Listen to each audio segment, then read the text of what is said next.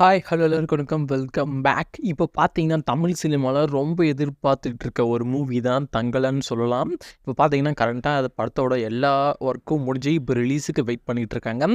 So ஒரு நல்ல date வந்து அவங்களுக்கு மாட்டல. ஆனா இப்போ பார்த்தீங்கன்னா, தெலுங்கு படமான புஷ்பா பார்ட் 2 பார்த்தீங்கன்னா போஸ்ட்போன் பண்ணுறாங்க. அவங்க பார்த்தீங்கன்னா ஆகஸ்ட் 15 லாக் பண்ணி வச்சுருந்தாங்க ஒரு டேட்டை. ஒரு சில சின்ன ஒர்க் பெண்டிங்கில் இருக்கிறதுனால அந்த படத்தை வந்து போஸ்ட்போன் பண்ண போகிறாங்க.